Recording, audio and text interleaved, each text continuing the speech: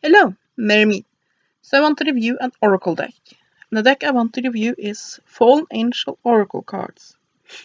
Discover the art and wisdom of predictions with this insightful book and 72 cards by Nigel Suckling. And it's published by Seco Books. Now, I have to say that I really like the design of this box that has basically just lift up this section and you have the book and cards in there. But the box could be sturdier, though you will still get some wear out of this, but it's not the hardest of cardboards, but it'll do. I do think it's very pretty though. So as usual, let's start with the book. And like I always say when it comes to oracle decks, the book are much more important than with a tarot deck, because this is all there is. It's all that was made for the system, unless the author decide to make something else. With a tarot deck, you can always get a deck, and then if you don't like the book, get a new book for it or find information online. Of course, you can always work intuitively with a deck and also make up your own meanings, so you won't be completely lost if you don't like the book, but still, it is more important than with a tarot deck. So, the book is color illustrated. So let me see if I can find where it contains. There we go. We have an introduction. We have the origins of the cards. The gender of angels, which is always something that's discussed. The elements, the planets, how to lay out the cards, and some layouts. We have a 3-card spread, a 5-card spread, classic 10-card spread, Solomon's Seal, which is a pretty good spread, and I really like that I had it here, and 7-card pyramid. We have card meanings, which of course is the majority of the book. So you can see there's a good deal of information here, both about what the author, why they made the cards, how they made the cards, and so on and so forth.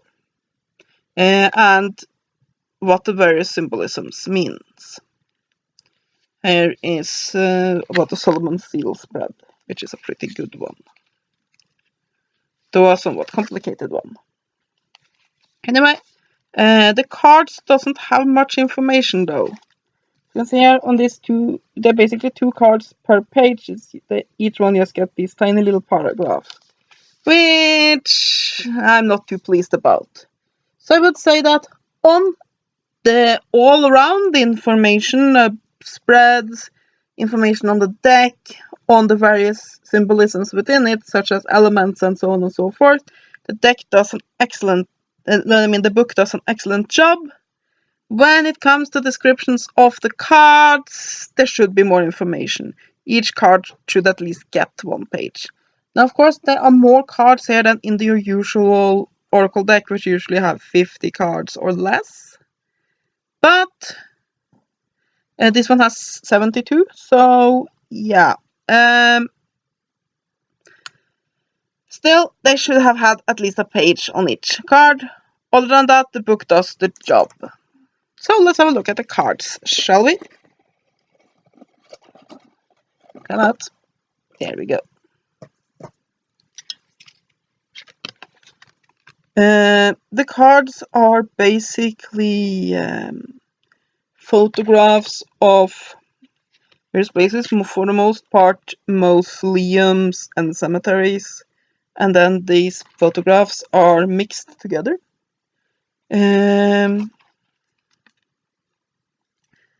I do kind of like this, but it's not something that connects very well to me. I strongly prefer drawn or painted imagery.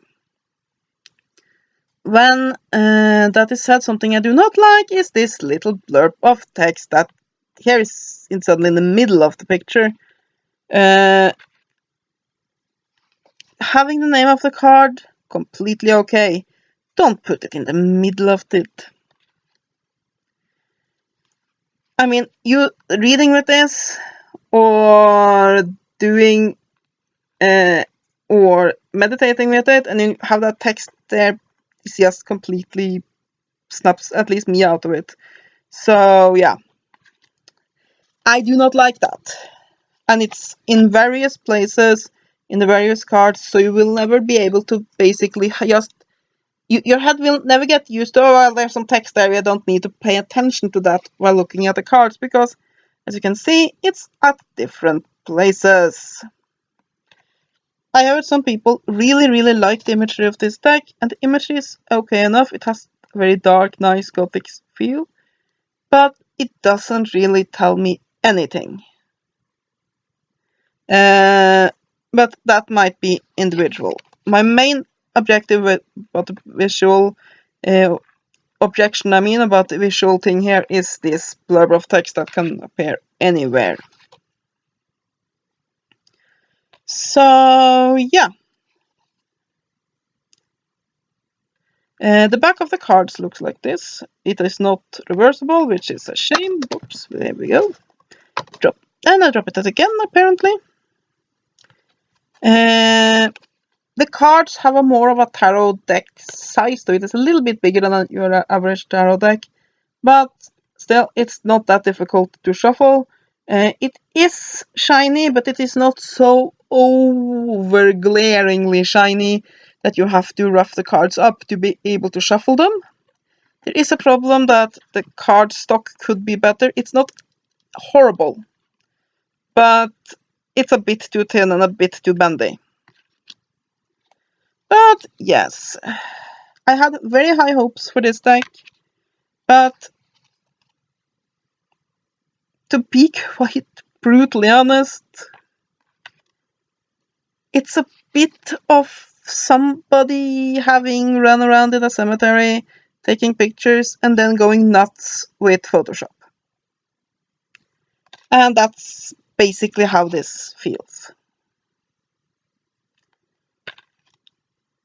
I'm sure there's somebody out there that feels that these images are perfect for them, and some of them are pretty, like this one.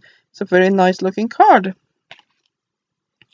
But yeah, for me, it's not for me. But like I said, if you see here, now the text is right in the middle of the image. It's decapitating this poor guy.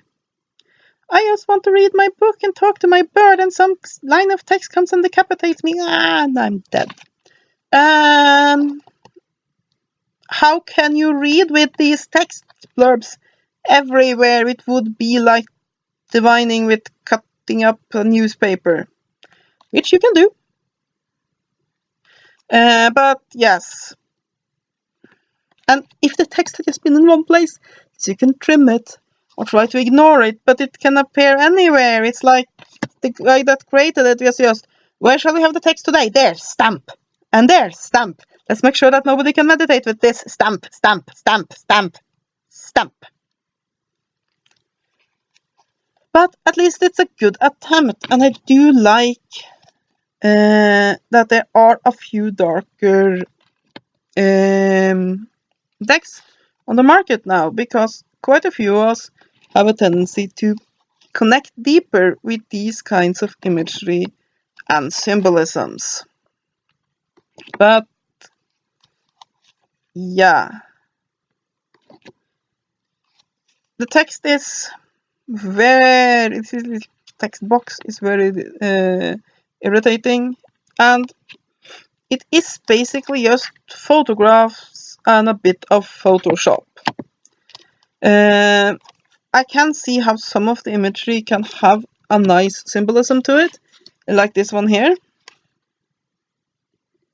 It's not a terrible deck as such, if these kind of photoshopped photographs are your thing.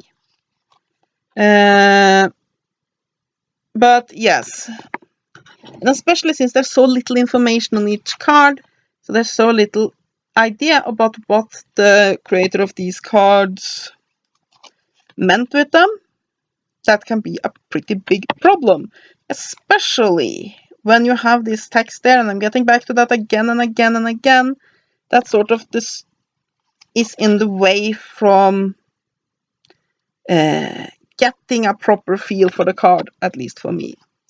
So don't just take my word for it. When I bought this on Amazon, I saw that there was a lot of people that had given it great reviews. So clearly there's some people that really, really like this.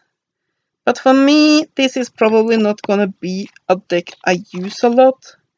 I do like some of the imagery, and I'll give it a bit of a more of a shot, but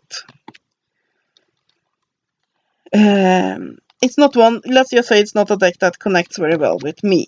Don't know if I have time to show you absolutely all of the cards, but let me show you some of more of them. I don't know what else really to say about it. It's well researched. The ideas behind it are very well written up in the book. I would say that this deck is one that has a very good idea, but a somewhat poor execution. If they had focused more on basically these statues. Okay, let's go. It's the photographs of statues. That's fine. And adding in some imagery, also fine. But if they had basically had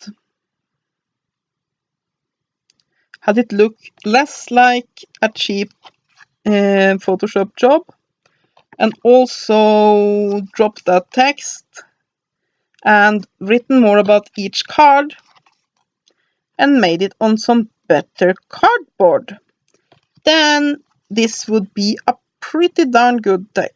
As it is, the only thing I really can hope for with this is that I will make a second edition and correct some of these problems, because then I think it will be really great.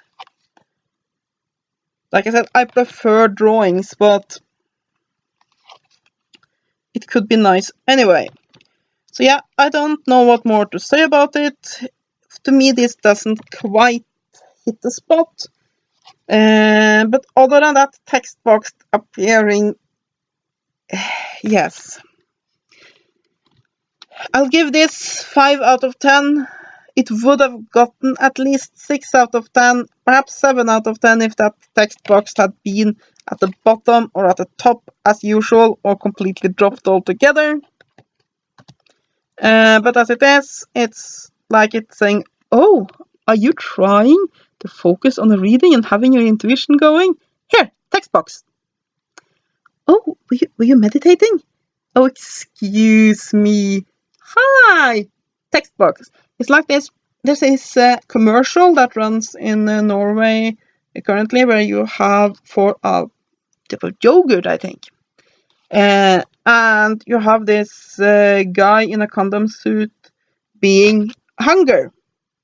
And he runs around, and every time people are trying to do something or concentrate, he do silly things around them. And like pinching their ass or just nagging in their ear or things like that. That is how I feel this text box is doing when trying to read with this deck. So, and there's nothing for it because it can appear anywhere, so you can't trim it. Yes. Well, I did manage to show you all of the cards. Like the idea, don't like the execution.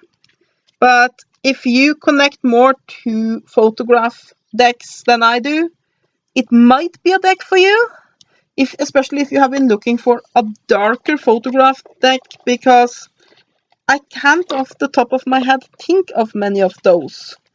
In fact, I can't really think of one. There probably are, but I can't really think of it. So if you've been looking for a more dark and gothy deck that focuses on photographs instead of drawn or painted images, see if we can get the book back in here too, then this might be a deck that you will appreciate. If that's not your thing though, well, I need to put that book back. That's another point, but yes, that is my review of Fallen Angels Oracle Cards by Nigel Suckling. 5 out of 10. Get rid of those text boxes. Well, I hope you enjoyed. I can't talk today. I hope you have enjoyed this review. Have a great day, and blessed be.